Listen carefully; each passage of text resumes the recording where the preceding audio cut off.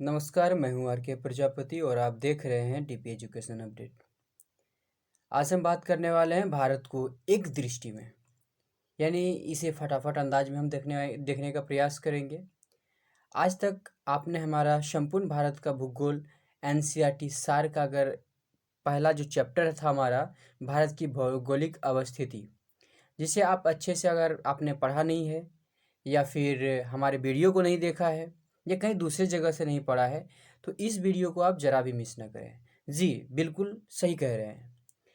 इस वीडियो के माध्यम से हम इसमें जितने भी भारत की भौगोलिक अवस्थिति में, यानी संपूर्ण भारत का भूगोल में जितने भी पॉइंट्स हैं, जितने भी टॉपिक हैं, एक एक करके मैं सभी को एक ही वीडियो में समाहित करने का प्रयास कर रहा हूँ। इसके साथ ही बहुत ऐसे प्रश्न और बहुत ऐसे टॉपिक हैं जो कि आप शायद भी पहले कभी नहीं पढ़े होंगे। अगर नहीं भी पढ़े होंगे तो कोई प्रॉब्लम नहीं, आज पढ़ लेंगे। इसलिए आप अंत तक बने रहें, इस टॉपिक को ज़रा भी मिस ना करें। अगर आप जानते हो तो इसे अच्छे से देखें और इसका जवाब देने का प्रयास करें, इसे रिवीजन करने का प्रयास करें, क्योंकि हर परीक्षाओं में यहाँ से प्रश्न आते ही आते हैं, चाहे आप किसी भी परीक्षाओं का तैयारी कर रहे हो। चलिए हम देखेंगे इसमें यानी फर्स्ट पॉइंट्स को, यानी भारत का पूरा नाम क्या है। ये आप सभी को पता होगा कि भारत का पूरा नाम है भारतवर्ष। ठीक है।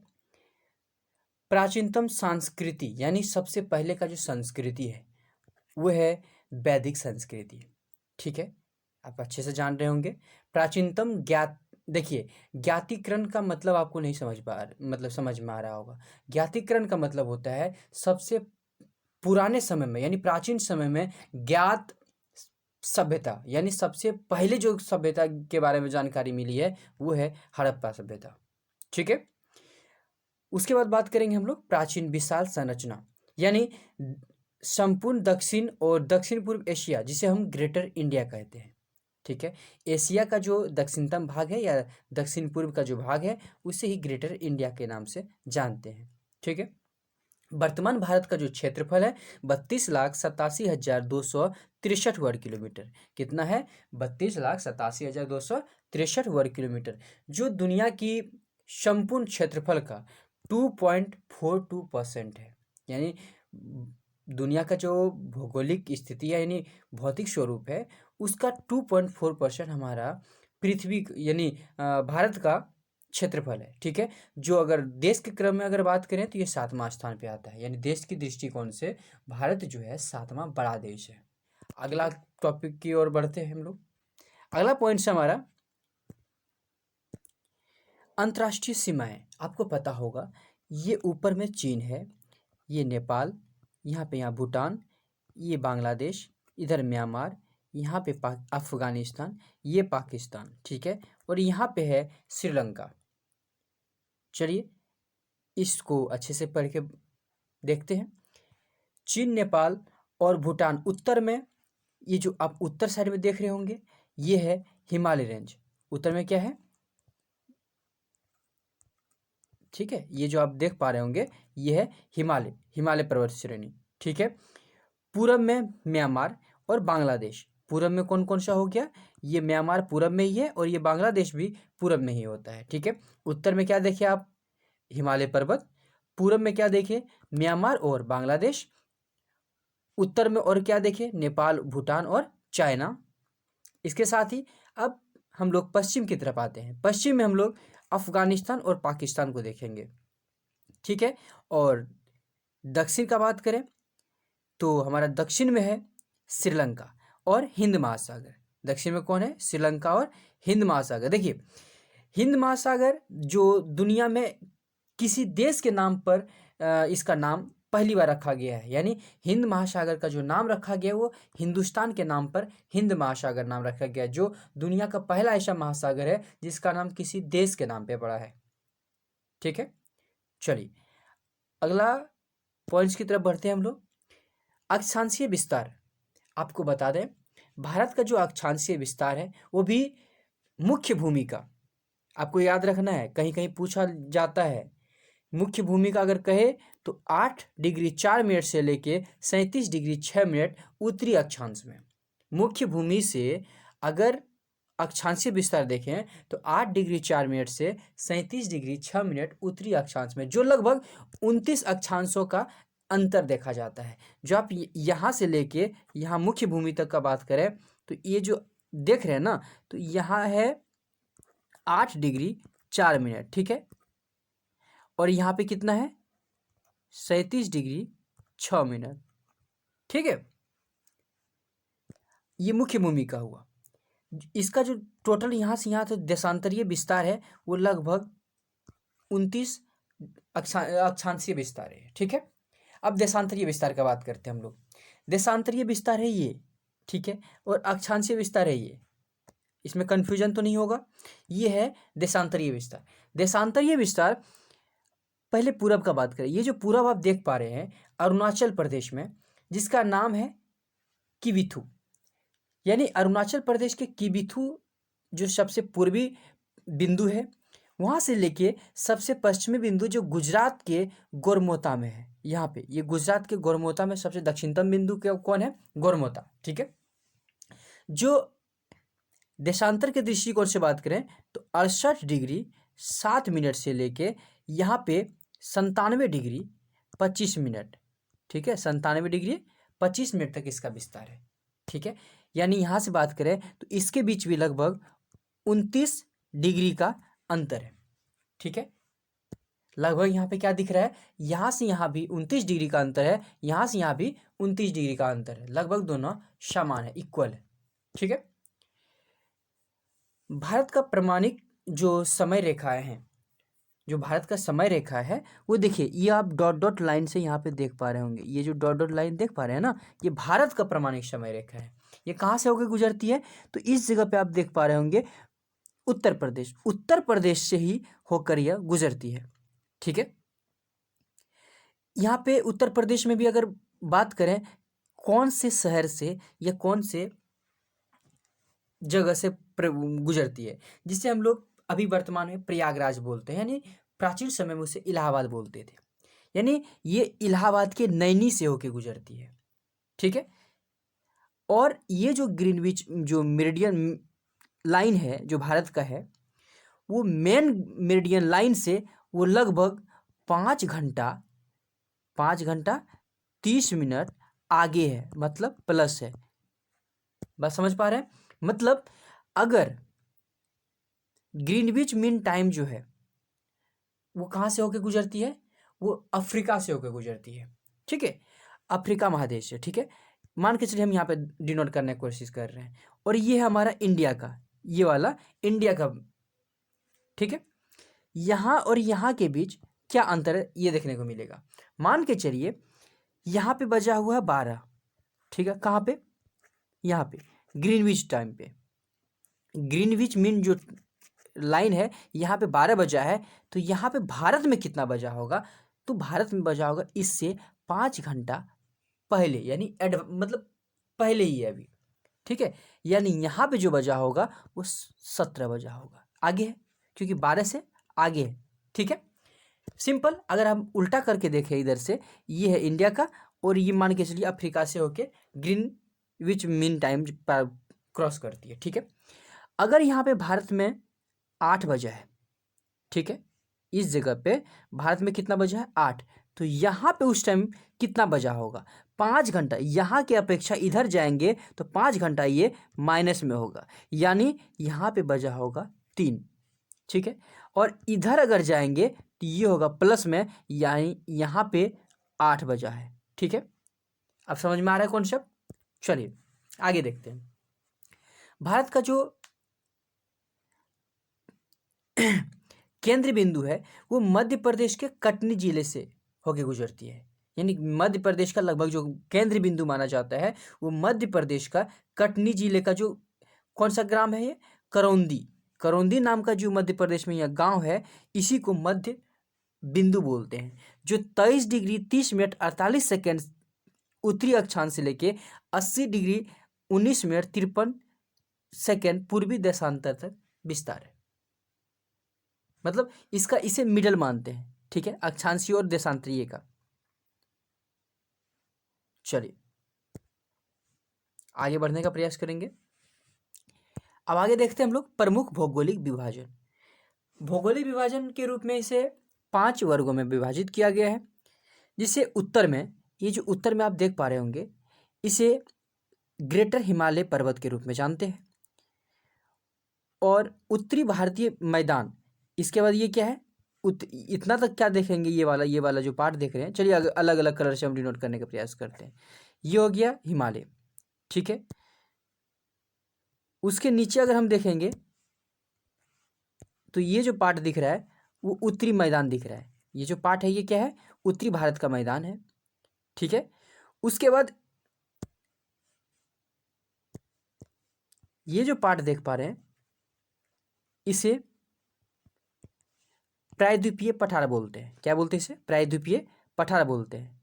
और चौथी जो हम लोग देखेंगे वो है तटीय मैदान।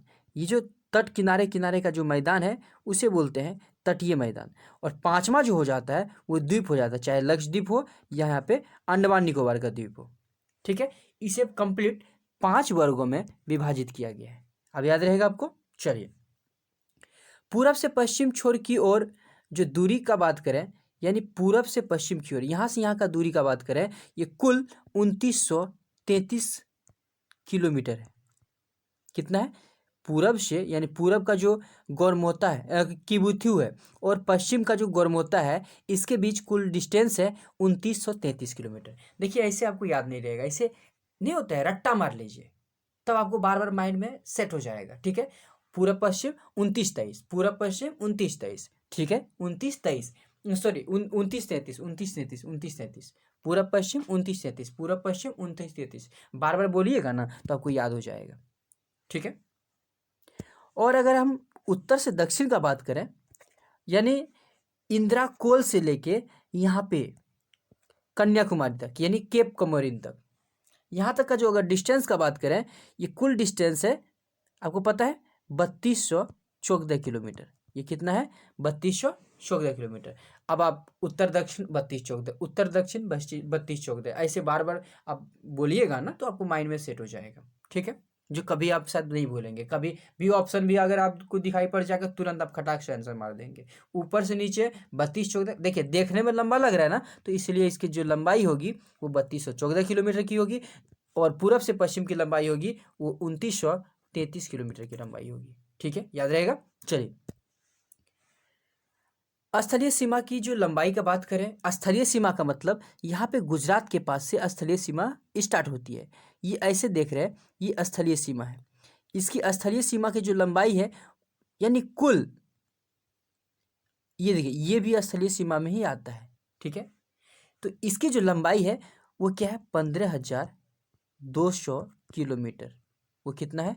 15,200 किलोमीटर स्थलीय सीमा की लंबाई। बाकी जो बच गया, देखिए बाकी जो तटरेखा की लंबाई है, यानी यहाँ गुजरात के पास से, ये जो आप देख पा रहे होंगे, ये तटरेखा की लंबाई, ये यहाँ तक जो देख पा रहे होंगे, ठीक है। तो इसकी जो लंबाई है वो 7516, देखिए एग्जैक्ट हम बता देते हैं, वो है 7500, ये पॉइंट्स क्यों आ गया, यानी 7516.6 किलोमीटर, आपको याद रहेगा, ठीक है। यानी तटरेखा की जो लंबाई है, भारत की तटरेखा की लंबाई वो 7516.6 किलोमीटर, और स्थलीय सीमा की लंबाई 15,200 किलोमीटर। आखिर इतना अंतर कैसे है? चलिए हम आपको दिखाने का प्रयास करते हैं। चलिए देखिए, ये जो तटरेखा जो आप देख पा रहे होंगे ना, ये देखिए गुजरात से ही स्टार्टिंग होता है, ठीक है, और यहाँ से लेके बस इतना तक ही होता है, कहीं ये लगभग जो है सीधा में जा रहा है। लेकिन स्थलीय सीमा की जो लंबाई है, देखिए इधर अंदर जाएगा, फिर इधर निकलेगा, फिर अंदर जाएगा, मतलब ये लंबाई अंदर बाहर करते करते ये जो लंबाई तो बढ़ेगा ही, ठीक है। इसलिए इसकी लंबाई कुछ ज़्यादा ही है। देखिए यहाँ तक आएगा, फिर ये देखिए ये इतना अंदर बाहर किया हुआ है यहाँ पे अफगानिस्तान के पास, यानी इसकी लंबाई तो बढ़ी जाएगी, ठीक है। इसलिए इसकी लंबाई लगभग 2 गुना है, यानी 15,200 है, और इसकी लंबाई 7516.6 किलोमीटर का है। चलिए आगे देखते हैं। द्वीपों की कुल संख्या का बात करें, लघु द्वीप सहित देखिए छोटा हो द्वीप या बड़ा द्वीप हो, टोटल अगर को काउंट करें वो है 3282 द्वीप। कितना द्वीप है टोटल भारत में, कितना द्वीप है? 3282 द्वीप। ये नीति आयोग के अनुसार। देखिए ये जो डेटा है एग्जैक्ट, ये हम कहीं से फेक आपको नहीं दिखाई पड़ेगा, ये कहीं से किसी प्रकार का इसमें त्रुटि नहीं है, ठीक है। ये कंप्लीट जो भी हम यहाँ पे पॉइंट्स देने का प्रयास किया हूँ वो कहीं ना कहीं से प्रूफ्ड है, ठीक है। गलत डेटा देने का हम बिल्कुल भी प्रयास नहीं करेंगे, क्योंकि अभी आप गलत पढ़ लेंगे और बाद में आपका एग्जाम में गलत हो जाए, ये सबसे बड़ी गलती है। इसलिए हम वही डेटा लेके आएंगे जो बिल्कुल परफेक्ट और श्योर हो, ठीक है। ये डेटा जो है नीति आयोग के अनुसार है। अब पूछा जाएगा भारत में कुल द्वीपों की संख्या कितनी है, तो 1382 द्वीप है, ठीक है। चलिए सर्वोच्च पर्वत का अगर बात करें, ये है गॉडविन, और देखिए गॉडविन ओवेन, ठीक है, यानी केटू जिसको बोलते हैं। ये हम कहीं कहीं गॉडविन ऑस्टिन भी से पढ़ते हैं, ठीक है। यानी केटू, ये जम्मू कश्मीर के पास है। इसकी ऊंचाई जो है 8611 मीटर है, ठीक है। ये किस रेंज में है? ये काराकोरम रेंज में। जो भारत का जो काराकोरम रेंज जो देखते होंगे आप, आपको हम फुल इसका डिटेल पर्वत श्रृंखला में भी हम आपको पढ़ाने का प्रयास किए हैं, उसमें आप जाके आप जरूर देखें, ठीक है। ये काराकोरम रेंज में है, जिसकी ऊंचाई है 8611 मीटर, ठीक है। अगर हम बात करें कर्क रेखा की, ये कर्क रेखा जो है भारत में गुजरात, राजस्थान, एक बार फिर से हम बात करें, गुजरात, राजस्थान, राजस्थान दो बार हो गया है, सॉरी, मध्य प्रदेश यहाँ पे होगा, छत्तीसगढ़, झारखंड, पश्चिम बंगाल, ठीक है, त्रिपुरा और मिजोरम, यानी कुल 8 राज्यों से होकर गुजरती है। अगर पूछा जाएगा प्रश्न में आपको कि कर्क रेखा भारत के कितनों राज्यों से होकर गुजरती है, तो कुल 8 राज्यों से होकर गुजरती है। अगर आपको ट्रिक अगर दे दें तो एक ही ट्रिक आपको याद रखना है, मित्र पर गमछा झार। क्या याद रखना है? मित्र पर गमछा झार, ठीक है। चलिए देखिए, मित्र पर गमछा झार। चलिए हम आपको समझाने का प्रयास करते हैं। मी का मतलब होता है मिजोरम, ठीक है, ये मिजोरम हो गया। त्र का मतलब होता है त्रिपुरा, यहाँ दिख रहा होगा आपको। उसके बाद प का मतलब होता है पश्चिम बंगाल, यहाँ पे आपको दिख रहा होगा, ठीक है। र का मतलब होता है राजस्थान, यहाँ पे दिख रहा होगा आपको।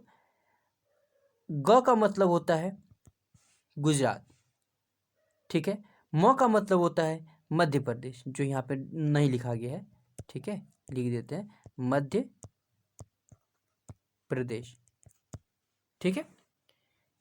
छ का मतलब होता है छत्तीसगढ़, और झार का मतलब होता है झारखंड, ठीक है। यानी कुल 8 राज्यों से होकर गुजरती है, ठीक है। और अगर हम बात करें राजनीतिक संरचना के बारे में, तो ये संप्रभुत्व गणराज्य राज्यों का एक संघ है, ठीक है। ये कैसा संघ है? वो संप्रभुत्व गणराज्य राज्यों का संघ है, ठीक है। सरकार का गठन यहाँ पे कैसा होता है? तो संसदीय लोकतंत्र होता है।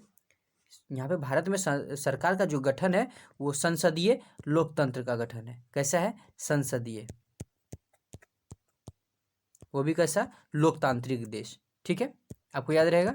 चलिए, भारत गणराज्य के कार्यपालक अध्यक्ष कौन है? ठीक है, तो इनका जो कार्यपालक के जो अध्यक्ष होते हैं वो अध्यक्ष ही कहलाते हैं, ठीक है, यानी लोकसभा का अध्यक्ष, ठीक है। तो गणराज्य का जो कार्यपालक अध्यक्ष है वो अध्यक्ष कहलाते हैं, ठीक है। सरकार का प्रमुख क्या होता है? कौन होता है? सरकार के प्रमुख कौन होते हैं? केंद्र में अगर बात करें तो केंद्र में प्रधान होते हैं पीएम, और स्टेट में अगर प्रधान होता है तो वो है सीएम।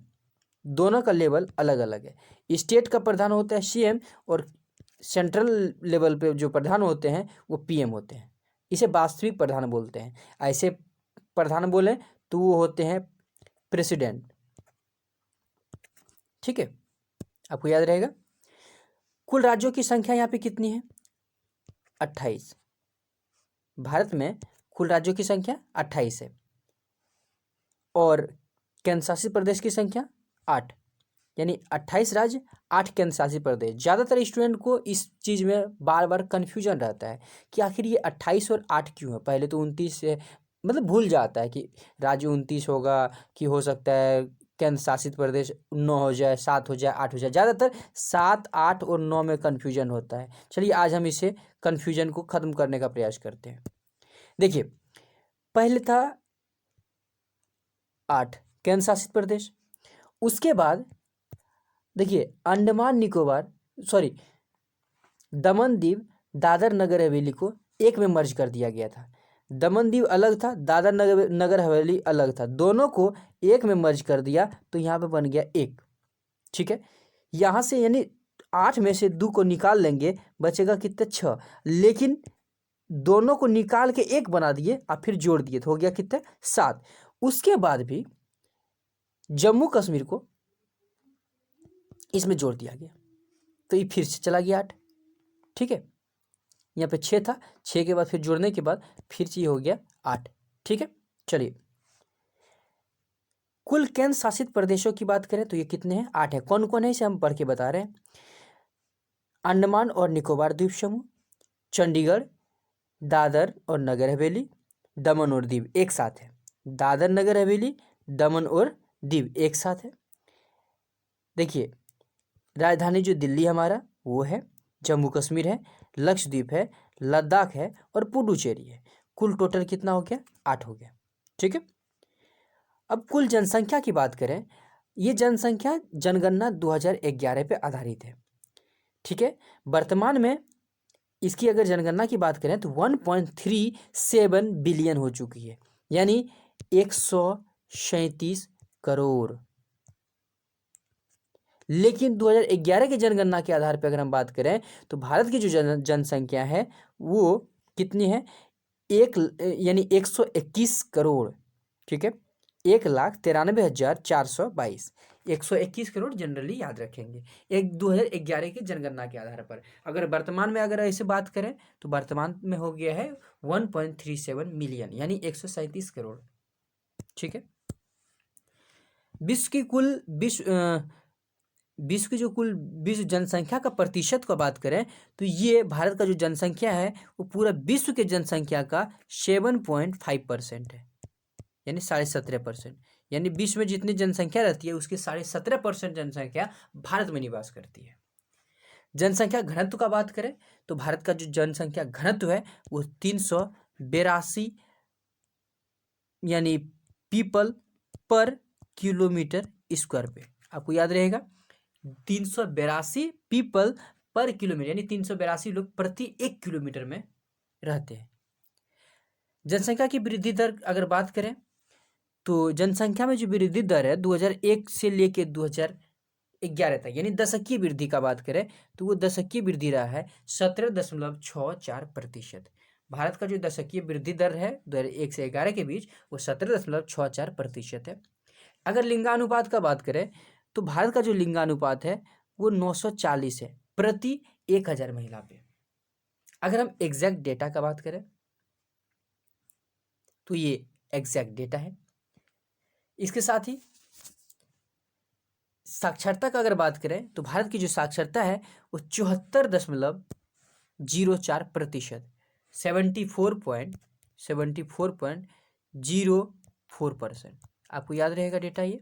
ठीक है, जिसमें कि पुरुषों की जनसंख्या मतलब साक्षरता दर है, देखिए ये 17.04% था। यहाँ पे पुरुषों की जनसंख्या ज़्यादा, यानी ज़्यादा पुरुष पढ़े लिखे हैं, यानी इसकी जनसंख्या तो ज़्यादा हो जाएगी, यानी 82.14% पुरुष का साक्षरता है।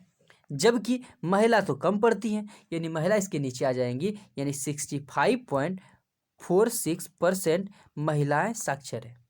ठीक है, पुरुष का बात करें तो 82.14 और महिलाएं का बात करें तो 65.46% साक्षर है। जबकि ऑल ओवर का बात करें तो भारत की जो साक्षरता दर है वो 74.04%, यानी 74.04%।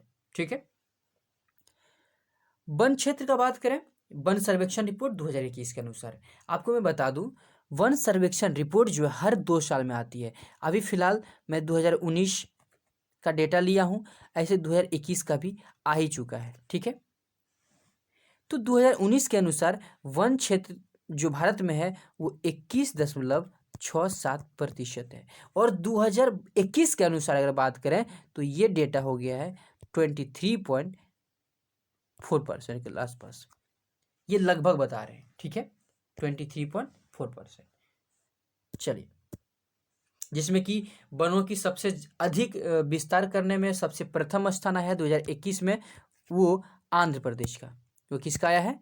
आंध्र प्रदेश, वनों की सबसे अधिक विस्तार करने में। चलिए, आगे बढ़ने से पहले मैं आपको एक बात बता दूं, भारत और पाक जो सीमा है, जो बॉर्डर, और पाकिस्तान का इंडिया है, इंडिया और पाकिस्तान का जो बॉर्डर है, इसका जो निर्धारण किया गया है, इसकी पे स्पेशल वीडियो बनाया गया है, जो मैप के माध्यम से सीधा आपके दिमाग में सेट करने का प्रयास किए हैं। ठीक है, आपने अभी तक इस वीडियो को नहीं देखा है तो आप पहले जाएं और इस वीडियो को पूरा डिटेल में पढ़ें और जानें कि आखिर क्या कारण था जो कि पीओके हो गया, एलओसी हो गया और रेड क्लिफ लाइन क्या है, सब एक साथ मिल जाएगा। ठीक है, आप इस वीडियो को जरा भी मिस न करें। अगर आप चाहे किसी भी परीक्षा को तैयारी कर रहे हो तो ये वीडियो आपके लिए काफ़ी बेनिफिट होने वाला है। आप जाएं और इस वीडियो को अच्छे से देखें। चलिए आगे बढ़ते हैं हम लोग। प्रमुख पत्रिका की संख्या अगर बात करें तो प्रमुख जो पत्रिका हैं भारत में वो अभी 13 है। ठीक है, भारत में कितने पत्रिका हैं? 13। पूर्वी तट पर कौन कौन है? कोलकाता, पारादीप जो उड़ीसा है, विशाखापत्तनम, बंदरगाह। आखिर एक बात आपको समझ में नहीं आया होगा कि पत्रिका होता क्या है। यही इसे बोलते हैं, यानी जहाज जो आके रुकती है। ठीक है, यानी बंदरगाह, इसे क्या बोलते हैं? बंदरगाह। चलिए मैं लिख ही देता हूं। ठीक है, बंदरगाह। तो कौन कौन से बंदरगाह भारत में? कुल बड़े, देखिए, बड़े बंदरगाहों के रूप में कुल 13 बंदरगाह हैं। तो बड़े बंदरगाहों में 13 बंदरगाह हैं, वो कौन कौन से हैं? कलकत्ता बंदरगाह, अगर हम पूर्वी तट से लेके चलते हैं तो हो गया कोलकाता। उसके बाद आता है पारादीप जो उड़ीसा में है। उसके बाद आता है विशाखापट्टनम जो आंध्र प्रदेश में है। उसके बाद चेन्नई में है। फिर एन्नोर है जो कहाँ पे है? टूटोकॉरिन में है। ठीक है, पोर्ट ब्लेयर बंदरगाह है जो अंडमान निकोबार पे है। पश्चिमी तट पे अगर बात करें तो कांदला बंदरगाह जो गुजरात में है। मुंबई बंदरगाह जो मुंबई में है। नावा शेवा जो बंदरगाह है, यानी जब अब उसका नाम हो गया है जवाहरलाल नेहरू। नावा शेवा का जो नया नाम हो गया है वो जवाहरलाल नेहरू पोर्ट है जो महाराष्ट्र में ही है। उसके बाद मुर्मुगाओ, ठीक है, गोवा में है। उसके बाद है पनाम्बूर जो न्यू मंगलोर पोर्ट पे है, मंगलोर पोर्ट पे ही, ठीक है, जो कर्नाटक में स्थित है। कोचीन बंदरगाह जो केरल में है। ठीक है, जहाँ पे सबसे पहले वास्को डी गामा भारत आया था। अब आगे बात करें, क्षेत्रफल की दृष्टि से सबसे छोटा राज्य है वो है गोवा, जिसकी क्षेत्रफल मात्र 3702 वर्ग किलोमीटर है, यानी किलोमीटर स्क्वायर है गोवा की क्षेत्रफल। क्षेत्र की दृष्टि से सबसे बड़ा राज्य है हमारा राजस्थान। ठीक है, जिसे रेटेड बोलते हैं। उसके जो क्षेत्रफल है वो 342, यानी 3,42,239 वर्ग किलोमीटर। अगर जनसंख्या की दृष्टि से बात करें तो सबसे छोटा राज्य है सिक्किम,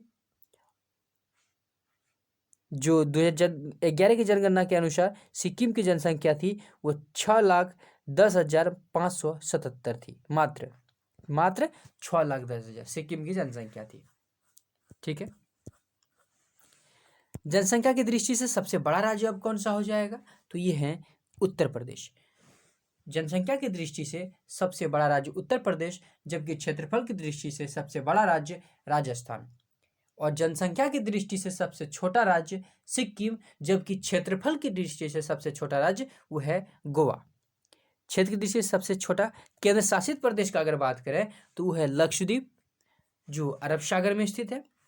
और जनसंख्या की दृष्टि से सबसे बड़ा जो राज्य है वो है दिल्ली।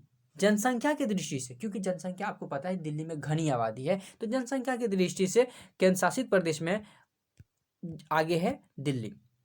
अगर आप जनसंख्या के संदर्भ में सबसे छोटे केंद्र शासित प्रदेश का ही बात करें तो देखिए वो है जम्मू कश्मीर। है तो केंद्र शासित प्रदेश, लेकिन जम्मू कश्मीर में आपको पता है वो पहाड़ी एरिया ज़्यादा है, वहाँ पे रहने योग्य जो भूमि है वो थोड़ी कम मात्रा में, इसलिए यही कारण है। दूसरी बात की ठंडा भी है, इसी वजह से वहाँ मतलब जनसंख्या है कम निवास करती है, लेकिन जहाँ भी करती है वो गहरी आबादी है। अब क्षेत्र के संदर्भ में सबसे बड़ा केंद्र शासित प्रदेश सबसे बड़ा केंद्र शासित प्रदेश जम्मू कश्मीर था क्षेत्रफल की दृष्टि से, वो भी जम्मू कश्मीर में। समझ में आ रहा है आपको। सर्वाधिक धनी आबादी वाला जो राज्य है वो है बिहार। सर्वाधिक धनी आबादी वाला राज्य, घनी आबादी या धनी आबादी जो बोलिए आप, ऐसे घनी आबादी ही पढ़ेंगे इसे। घनी आबादी मतलब सबसे ज़्यादा पॉपुलेशन डेंसिटी है वो बिहार का, जो है 1106 लोग प्रति वर्ग किलोमीटर में।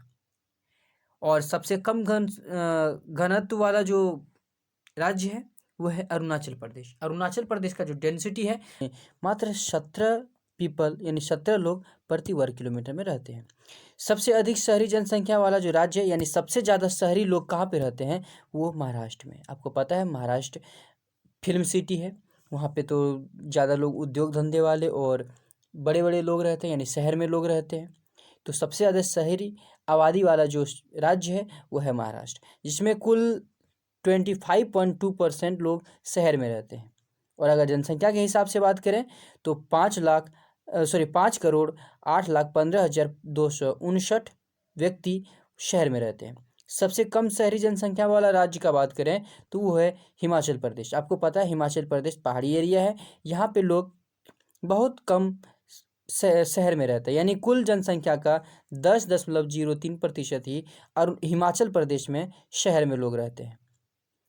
सर्वोच्च साक्षरता वाला राज्य का बात करें वो है केरल। आपको पता होगा ही, केरल साक्षरता के मामले में शीर्ष स्थान पे है, जिसकी कुल साक्षरता है 94%।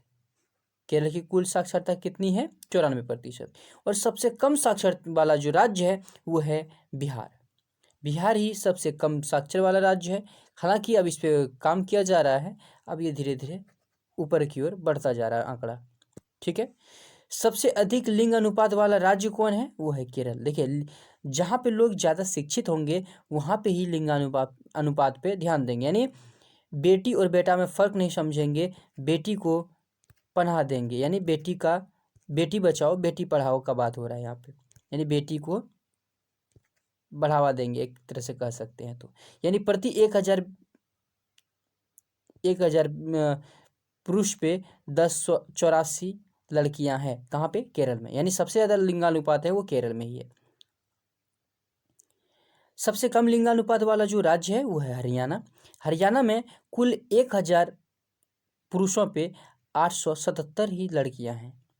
ठीक है, 1,000 पुरुष पे कितनी लड़कियां हैं? 877 महिलाएं। ठीक है, जबकि यूनियन टेरेटरीज में सबसे अधिक जनसंख्या लिंगानुपात वाला जो राज्य है, केंद्र शासित प्रदेश है, वो है पुदुचेरी, जिसकी जो लिंगानुपात है 1038। और सबसे कम लिंगानुपात वाला जो केंद्र शासित प्रदेश है वो है दमनदीप, जिसकी लिंगानुपात है 618, मात्र 618। सर्वोच्च लिंग अनुपात वाला केंद्र शासित प्रदेश पुदुचेरी रहा है। सबसे कम लिंगानुपात वाला राज्य आपको बताए थे अभी, दमन और दीव रहा है। क्षेत्रफल की दृष्टि से सबसे बड़ा जिला कौन सा है? वो है कच्छ जिला। कच्छ जिला कहाँ पे है? आपको पता है, गुजरात के अंदर। कच्छ कहाँ है? गुजरात के अंदर, जिसका जो क्षेत्रफल है 45,652 वर्ग किलोमीटर। सबसे बड़ा जिला का बात करें तो वो है कच्छ जिला। आप कंफ्यूज नहीं होंगे, कहीं कहीं आपको दिखाएगा, क्या दिखाएगा? लद्दाख दे देगा या लेह दे देगा, लेकिन ऐसा आपको गलती नहीं करना है। सबसे बड़ा जिला का बात करें तो वो है कच्छ जिला। सबसे बड़ा जिला कच्छ जिला। ठीक है। जनसंख्या के मामले में सबसे बड़ा जिला है थाने, जो महाराष्ट्र में है। थाने महाराष्ट्र का जो जिला है वो जनसंख्या की दृष्टि से सबसे बड़ा जिला है, जहाँ पे लगभग 1 करोड़ 11 लाख जनसंख्या रहती है।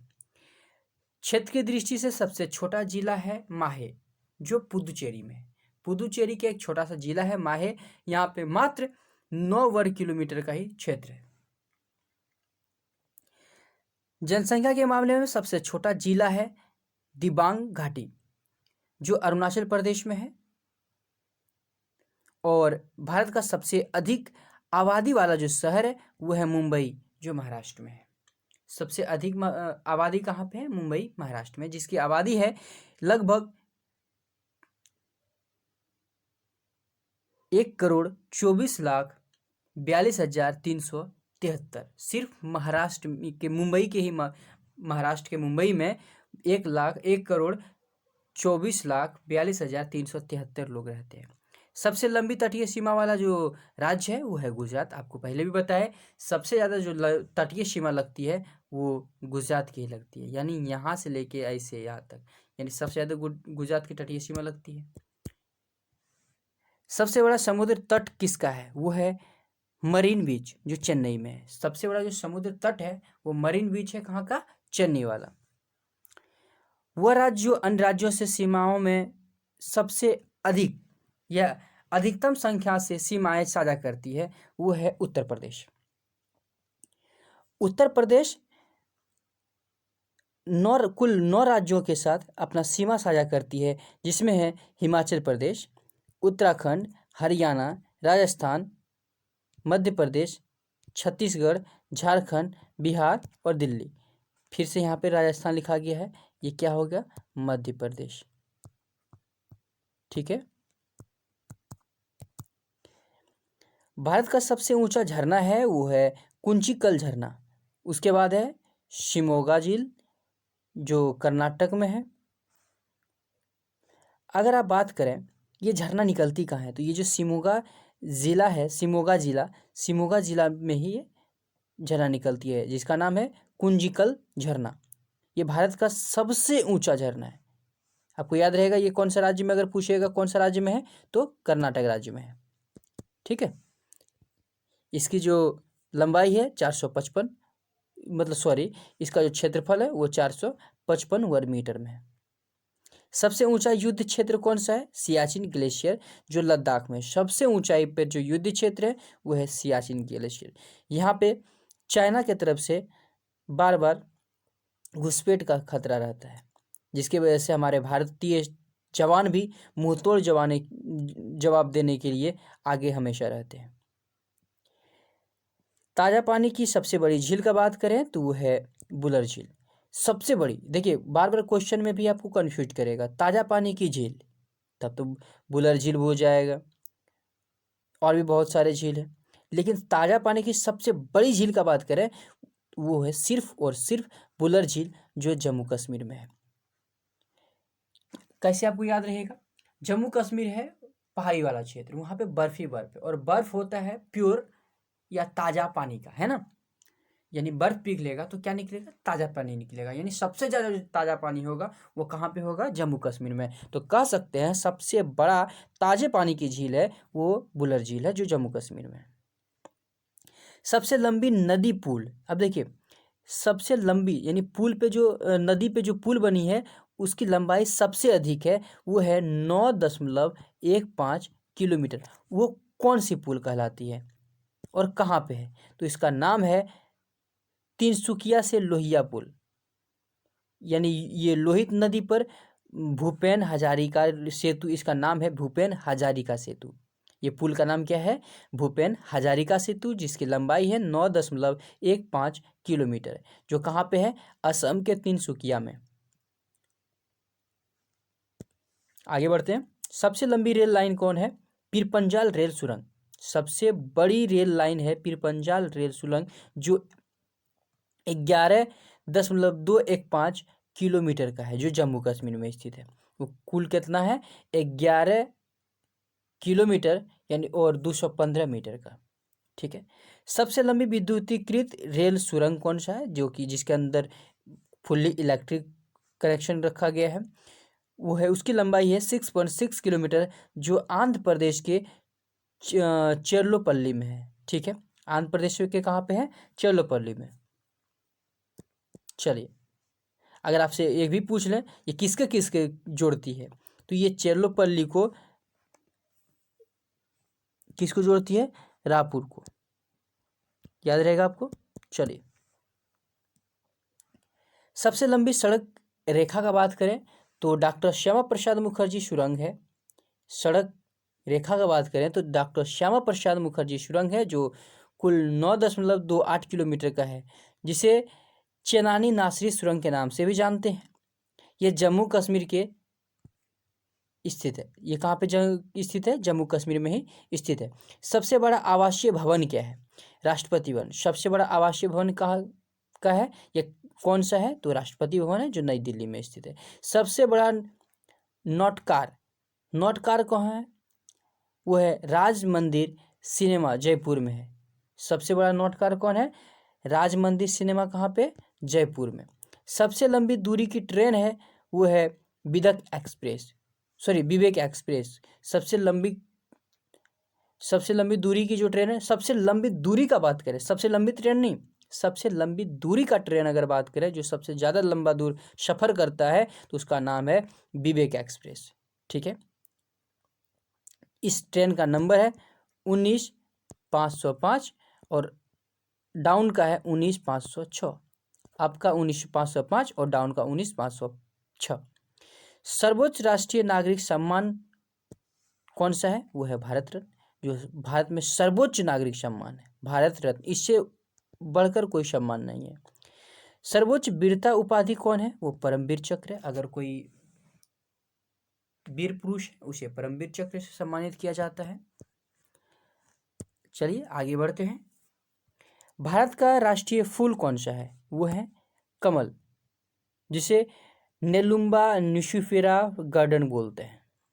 भारत का राष्ट्रीय वृक्ष कौन सा है? बरगद का पेड़।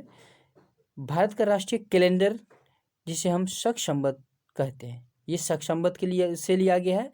ये शक संवत अगर पूछा जाए तो किसके द्वारा जारी किया गया था? वो कनिष्क के द्वारा जारी किया गया था। शक संवत किसके द्वारा जारी किया गया था? कनिष्क के द्वारा, राजा कनिष्क, जो 78 ईसा पूर्व में राजा कनिष्क द्वारा शुरू किया गया था। ठीक है, भारत की राष्ट्रीय नदी कौन सी है? भारत की राष्ट्रीय नदी है गंगा। भारत की राष्ट्रीय नदी कौन सी है? गंगा। भारत की राष्ट्रीय गीत वंदे मातरम, जिसे बंकिम चंद्र चटर्जी द्वारा गाया गया था। और किसके द्वारा? बंकिम चंद्र चट्टोपाध्याय के द्वारा। बंकिम चंद्र चटर्जी और बंकिम चंद्र चट्टोपाध्याय द्वारा लिखित ये गीत है। ठीक है, भारत का राष्ट्रीय गान जनगण मन, जो रविन्द्रनाथ टैगोर द्वारा रचित है। रविन्द्रनाथ टैगोर द्वारा कौन सा गान लिखी गई है? राष्ट्रीय गान, जिसे जनगण मन बोलते हैं, यानी जनगण मन यही क्या है? राष्ट्रीय गान है। भारत की राष्ट्रीय मुद्रा या प्रतीक क्या है? मुद्रा है रुपया और प्रतीक है उदय।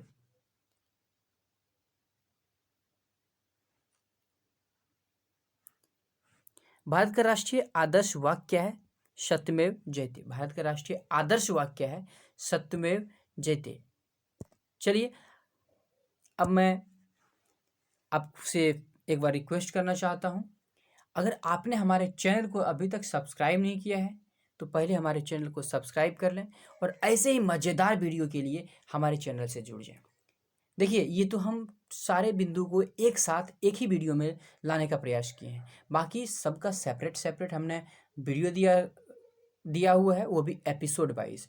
पहले भी हमारा 9 एपिसोड आ चुका ही है, आज का 10वां एपिसोड है। आप जरा भी मिस ना करें, पहले का भी एपिसोड जाके देखें और इसका आनंद उठाएं। एक बात और, भारत और पाकिस्तान का जो विभाजन की खूनी लकीर है, इसके बारे में हम लोग स्पेशल एक वीडियो के माध्यम से किए हैं। आखिर क्या था इसका कारण? इसकी जो जड़ें थी, भारत पाकिस्तान विभाजन की जड़ें थी, वो कहाँ से जुड़ी हुई है? यानी 1857, कब से? 1857 से लेके 1947 तक, 1857 से लेके 1947 तक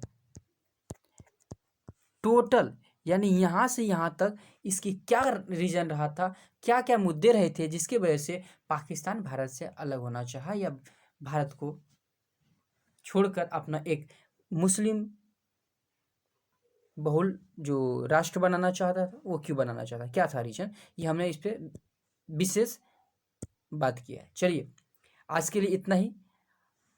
अगर अभी भी आप हमारे चैनल को सब्सक्राइब नहीं किए हैं तो पहले हमारे चैनल को सब्सक्राइब कर लें, हम आपको हमेशा अपडेट रखने का प्रयास करते हैं। चलिए मिलते हैं इसी तरह अगले वीडियो में। Thank you.